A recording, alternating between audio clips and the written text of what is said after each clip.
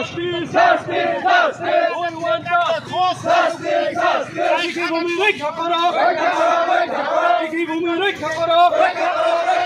Establishment go back! Go back! Go back! Establishment go back! Go back! Go back!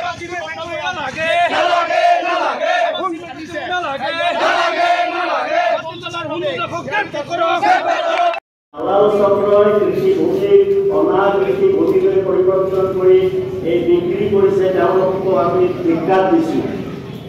Cement উদ্যোগ যদি এটা স্থাপন হয় বায়ু প্ৰদূষণৰ উপযোগ এই চিমেণ্ট ফেক্টৰীত কাম কৰা এটা কোৱা গৈছে যে ইয়াৰ সরকারে বুঝি না মানে সরকার তো বুঝিব লাগিব আমি এটা পাব্লিক কার কারণে সরকার কার কারণে পাব্লিকৰ কারণে এটা সরকারের নিজের স্বার্থ থাকিলে সেইটো বেলেগ কথা কিন্তু নাথাকে আমার বিশ্বাস আছে হিমন্ত বিশ্ব শর্মা ডাঙৰীয়া সৰকাৰেৰ উপৰ যে আমাক পুৰা সাপোৰ্ট কৰিব এতিয়া গম নপোৱাকৈ সৰকাৰে গম নপোৱাকৈ মানুহবিলাকে 2 নম্বৰীকৈ কামবিলাক কৰি আছে আপুনি যদি এটা শুদ্ধ কাম কৰে আপুনি লুকাই নকৰে আপুনি বেলেগৰ নামত মাটি লৈ পেলাই বেলেগৰ নামত ট্ৰান্সফাৰ কৰি আপুনি লাষ্টত গৈ চিমেণ্ট ফেক্টৰীত নিবিকে এতিয়া চিমেণ্ট ফেক্টৰী আহিলে আপোনালোকে গমেই পালে কি অসুবিধা হ'ব এইটো চবেই জানে এইটো মই ক'ব লগা কোনো কথা কিন্তু ডাঙৰ কথা কি হৈছে নেক্সট টাইম আমি NGTত যাম আমি CM অফিচত যাম আৰু যিমান ওপৰত যাব লাগিলে আমি সুপ্ৰিম কোৰ্টত যাব লাগে তাতো যাম আমি এটা হ'ব নিদিওঁ কাৰণ আমি থকাত যদি এইবিলাক বস্তু হয় একো লাভেই নাই আমি ইমান শিক্ষাগিত কৰি পেলাই কেতিয়াও হ'ব দিব নোৱাৰোঁ আমি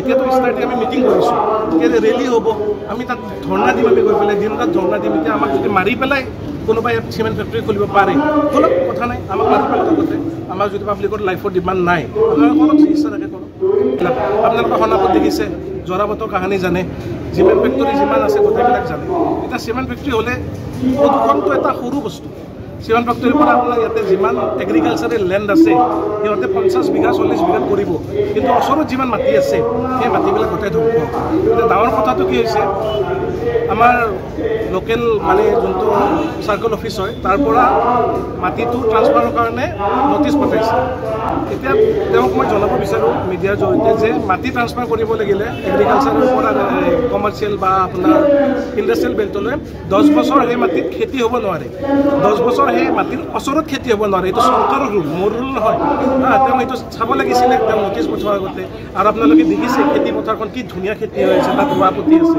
আপোনাৰ ছমাহ পিছত ধান ওলাব তাত তো সেইবিলাক কাটি যদি আপুনি ইণ্ডাষ্ট্ৰি কৰি দিয়ে কেনেকুৱা হ'ব ব্যৱস্থা গতিকে এটা সময়ত এনেকুৱাও দিন আহিব আমি ঘৰে ঘৰে পানী কিনিব ব্যৱস্থা হ'ব গতিকে আমাৰ যিখিনি সাধাৰণ মানুহ যিখিনি আজি বৰ্তমান চলি থাকিবৰ কাৰণে কিমান কষ্ট হৈছে কালিলৈকে যদি এনেকুৱা ধৰণৰ অৱস্থা হয় কিন্তু তাত আৰু কেনেকুৱা ধৰণৰ ভাল